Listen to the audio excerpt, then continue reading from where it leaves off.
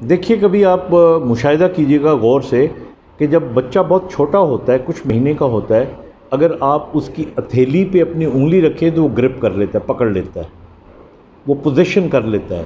اس کو میڈیکل زبان میں ہم گریسپ ریفلیکس کہتے ہیں، یعنی اس کے ہاتھ میں کوئی چیز پکڑائیں گے تو اس کو گرپ کر لے گا، پکڑ لے گا، چھوڑے گا نہیں، اس طرح جس طرح وہ اس کی اپنی چیز ہے۔ پھر وقت کے ساتھ وہ گرو کرتا ہے، اس کے برین میں تبدیلیاں آتی ہیں، رویوں میں تبدیلیاں آتی ہیں، اور اس کو سمجھ آتی ہے کہ ہر چیز جس کو میں پکڑتا ہوں یہ میری نہیں ہے، اور اس طرح کرتے کرتے کرتے وقت گزرتا جاتا ہے۔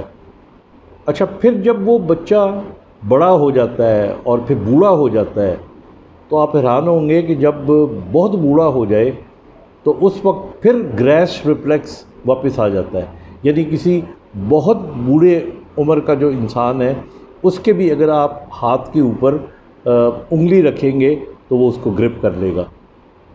تو یہ گریس ریفلیکس پھر واپس آ جاتا ہے، یعنی چیزوں پہ۔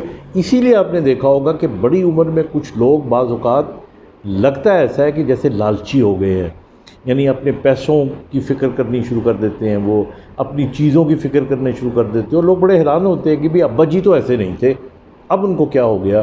ڈیمنشیا، یہ جو ڈی جنریشن ہوتی ہے تو یہ ریفلیکس واپس آ جاتا ہے۔ اور باقی زندگی کے دنوں میں بھی ڈیپینڈ کرتا ہے انسان سے انسان تک۔